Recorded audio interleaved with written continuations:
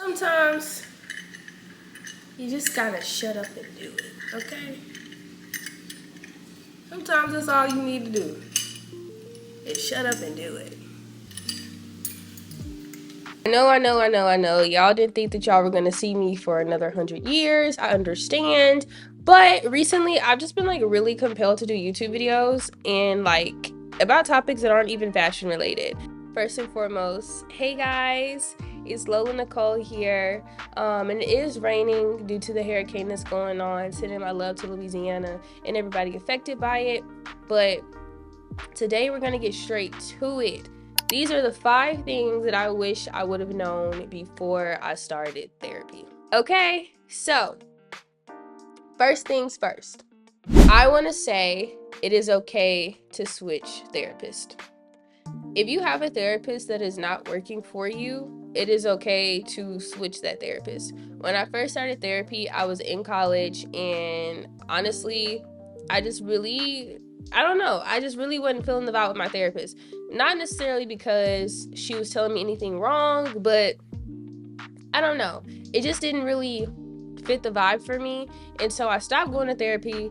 And so I took a really big break. And when I was looking, just to go back to therapy, I was like, oh, I'll just go back to that therapist. But I just ended up going to another therapist that I just really knew that my mom was going to. And so, yeah, so it is okay to switch therapists if you feel like your therapist that you're currently seeing is not doing the job for you. And it's because, think about it, like a therapist in the sense, like, it's a doctor. They are doctors to me.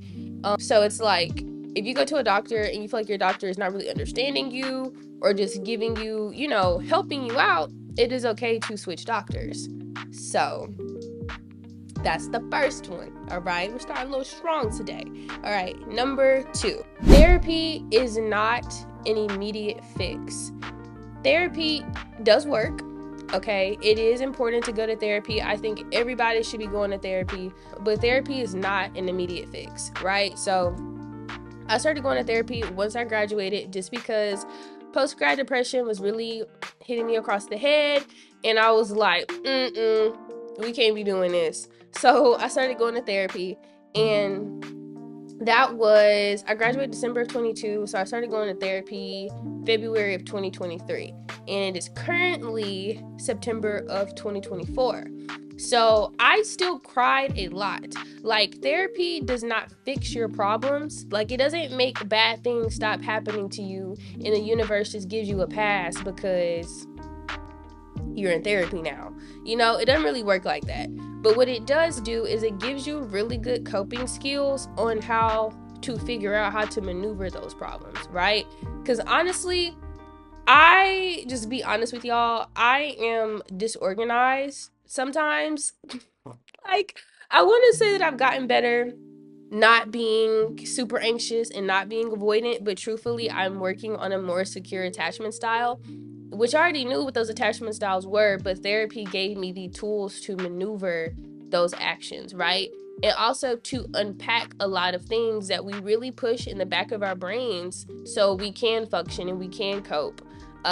Because yeah, that's what I'm saying. Therapy is not an immediate fix. Like I said, it will give you the tools to help you get to where you need to go. And also, it will just make you slow down and evaluate like your surroundings, evaluate your relationships, evaluate the relationship that you have with yourself and how you view the world, and things that you expect out of people, and also things that you would expect out of yourself. It's not necessarily an immediate fix, but it really is a tool to really help you, like I said, cope with what's going on, and most importantly, like, learn how to cope with the world. Okay? Learning how to cope with the world in general. So again, it's just to help you really understand what you can be doing better, what's working in your life, what's not working in your life, whether that be relationships, coping mechanisms, daily habits, okay, and just stuff that you don't think about. Like, I've been in therapy and said something, and also too, this is not a pass. When you go to therapy, you realize that some things that traumatized you were not your fault. Like, people are actually very like traumatizing, and things are traumatic and happen to you. Like, it is a way for you to really just heal, okay? And as we know, like, healing is not a linear thing. It's not going to be a thing where you go to therapy one day for a week or for a month and okay, I'm all better now. Like, that's really not, at least in my experience, how therapy works, which goes into my next point. Number 3, you decide how long you want to stay in therapy. Full transparency moment, I have kind of just told myself that I may be in therapy for the rest of my life, and that is okay with me. I know some people go to therapy to cope with certain traumatic things, certain seasons in their life, and then they'll go on about their life. Now, I will say, when I first started therapy, I was going every week. And it was so funny because she was like, how often do you want to go? And I'm like, oh, we can meet every day. And she was like, girl, what?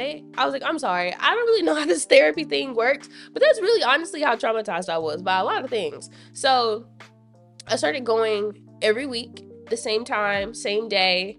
And I will say this is why I say therapy is not an immediate fix for your problems as well. Going back to the second thing, is that the weeks that I was not going to therapy, I was a hot mess. Like, I would get back and she'd be like, let's just make sure we don't miss another week.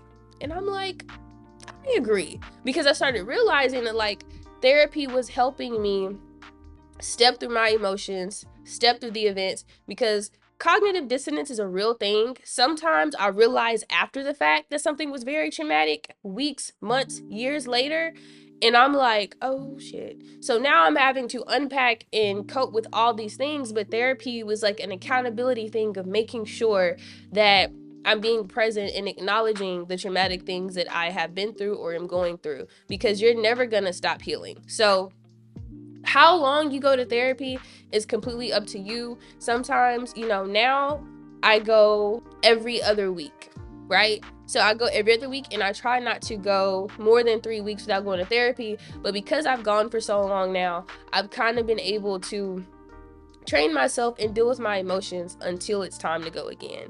So if there's just one thing that you really just want to go to therapy for, and you just really want to heal from this one instance, by all means, go to therapy, get those coping mechanism skills, learn what you feel like you need to learn, and then move forward.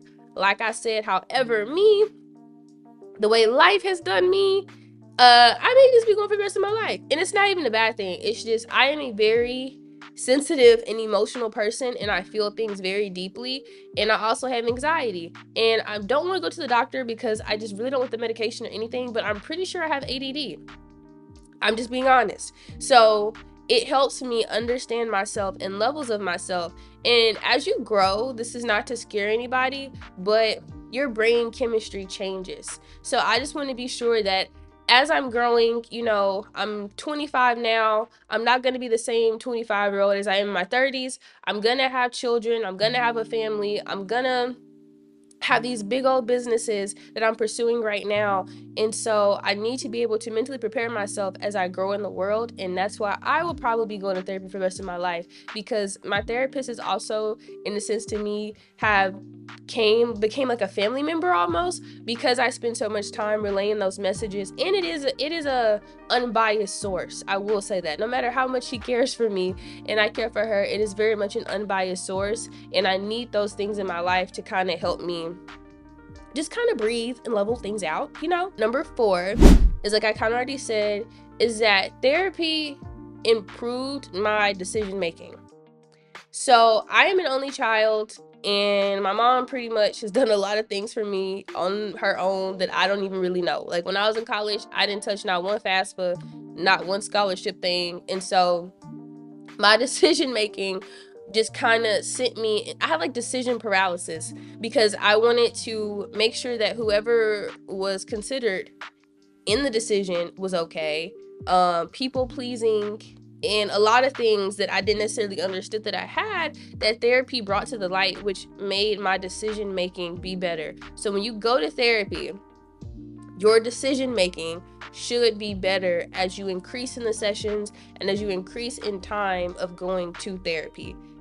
Your decision making, maybe it was the frontal lobe developing, between the 24-25 mark when I was in therapy. But honey, you will have better decision making skills when it comes down to personal relationships, when it comes down, honestly, what you eat, to what you wear, how you carry yourself, how you present yourself in environments. Because even though I do enjoy media, I do enjoy YouTube, I do enjoy, being a micro influencer and things. I've been told that recently, but I have anxiety really, really bad. And so I would decide not to go to certain things or not to go to certain events, really just because I was hiding in myself. But when you sit down and you process the good and the bad and what will actually happen and won't actually happen and what's realistic, therapy really has helped me to start knocking out the fear and replacing it with actual logic, right?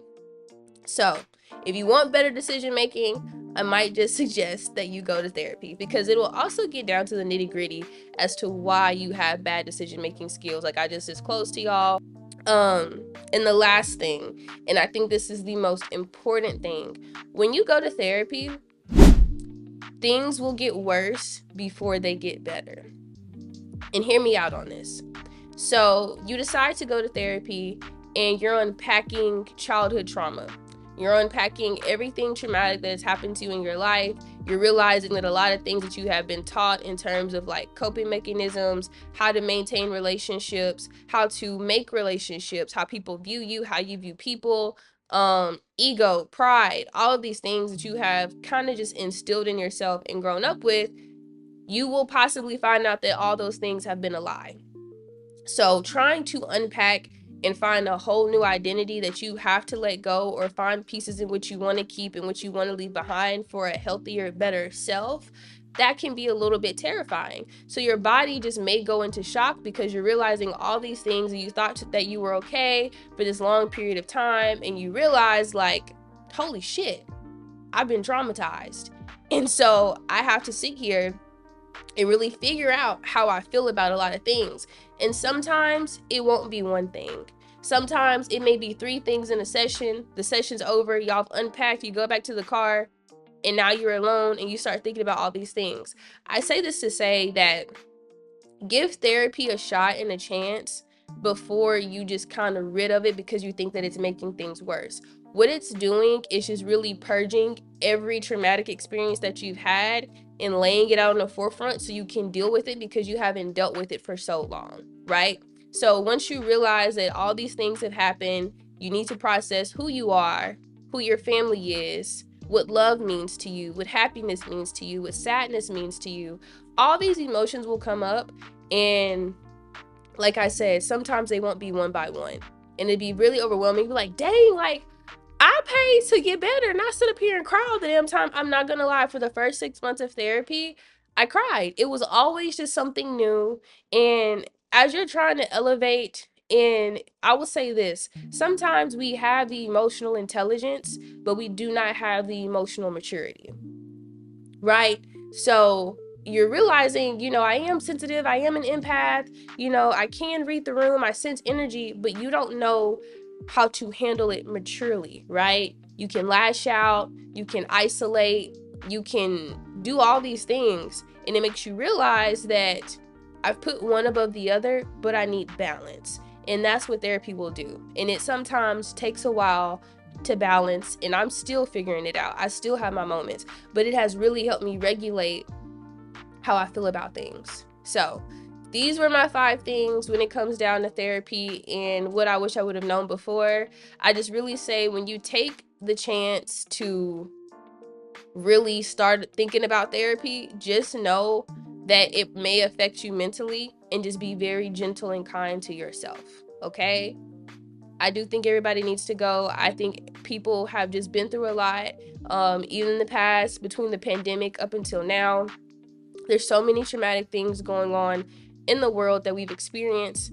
We have these things, we have these cell phones, and honestly, we see so many things throughout the day. And so just know that your mental health matters, and you going to therapy does not make you weak. If you are a man, it does not make you weak. It does not make you less than. As a woman, we have it a little bit more societal like norms to go, but everybody should be going. And I think the younger you go, the more you get to enjoy your life and not pretend that you're okay. you know? So it's okay to be okay. I see you. I love you. I'm a therapy girly. I advocate for all of my guy friends, all of my friend girls to go to therapy, no matter the age, no matter the career. We all need an unbiased source to really help us unpack and to learn how we can be better for ourselves. And when we're better for ourselves, we can be better for each other. Peace.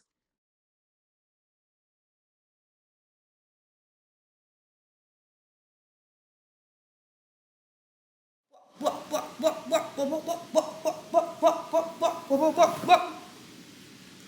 don't know.